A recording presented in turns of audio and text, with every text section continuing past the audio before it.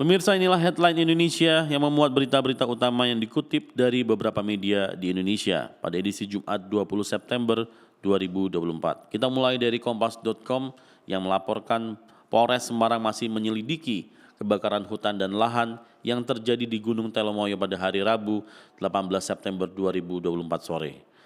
Kapolres Semarang AKBP Ike Yulianto Wijaksono mengatakan pendalaman atas kejadian tersebut untuk mengetahui penyebab kebakaran. Sementara Kepala Desa Tolokan Dwi Wahono menyampaikan tim yang turut serta dalam pemadaman kebakaran Gunung Telomoyo berasal dari relawan, BPBD dan Damkar Kabupaten Semarang, TNI Polri, warga dan pengurus Basecamp Arsal, serta Watu Tumpeng. Kabar terakhir diperoleh kebakaran diduga adanya segelintir orang yang melakukan pembakaran sampah. Beralih ke Jakarta, CNNIndonesia.com memberitakan pembicaraan mengenai program makan bergizi gratis atau MBG dari Presiden terpilih Prabowo Subianto terus bergulir. Kini pihak swasta pun diperboleh terlibat membiayai program yang bakal berjalan mulai tahun depan itu.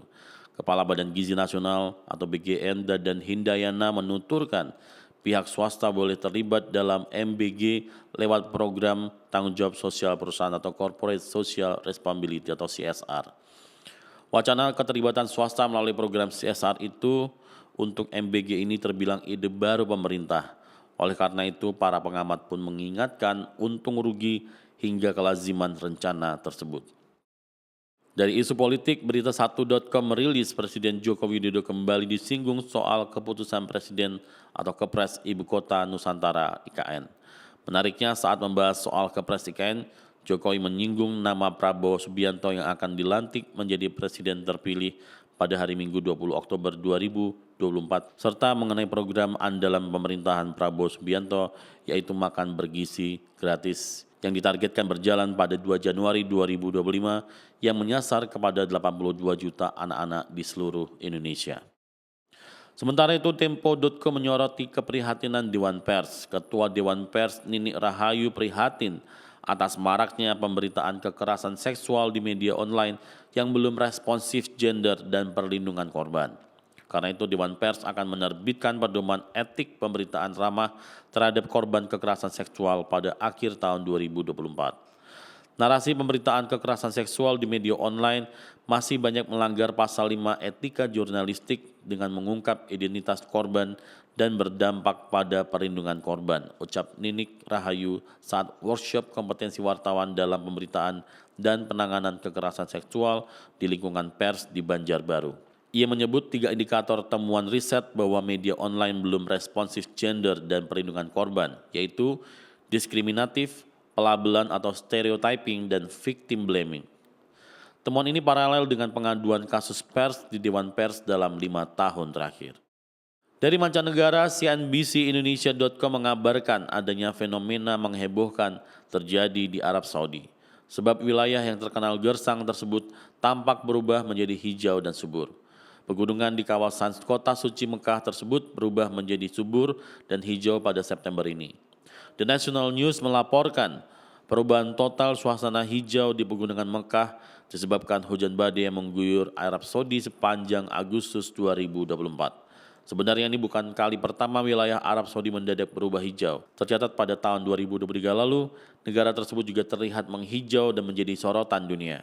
Bahkan sebagian orang justru takut dan menghubungkannya dengan tanda kiamat. Kala itu ulama dan guru besar tafsir Quran, Profesor Quraish Shihab, sempat merespon fenomena saat Arab Saudi berubah hijau. Yang menjelaskan bahwa sebenarnya tidak seluruh daerah di Arab Saudi merupakan daerah yang tandus.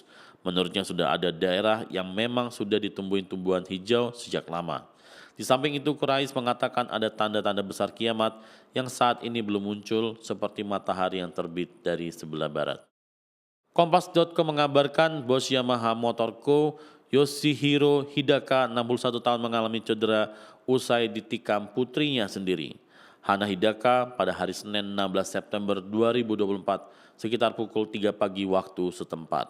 Insiden penikaman itu terjadi di rumah mereka di Iwata, Prefektur Shizuoka. Dikutip dari Kyodo News, pada hari Selasa 17 September 2024, polisi telah menangkap Hana atas dugaan percobaan pembunuhan terhadap ayahnya.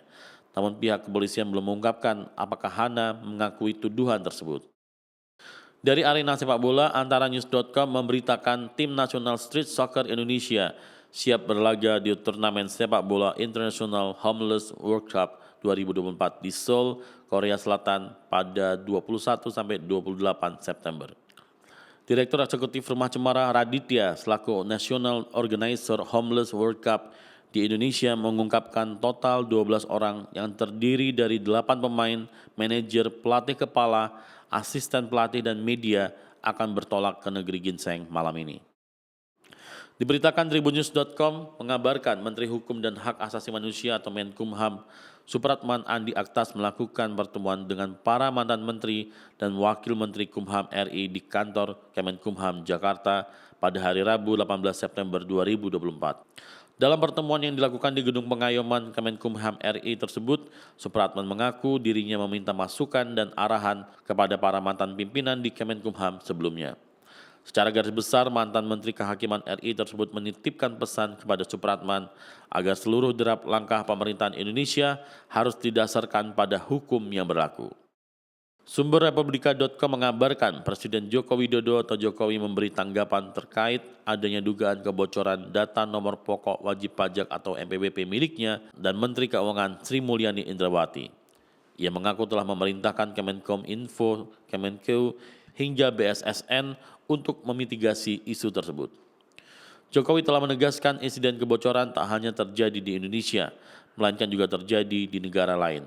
Ia berasumsi kebocoran data tersebut bisa terjadi karena faktor keteledoran hingga banyaknya tempat penyimpanan data yang berbeda-beda. Sedangkan Menkeu Sri Mulyani sebelumnya turut merespons soal beredarnya kabar dugaan kebocoran data NPWP milik Presiden RI dan miliknya.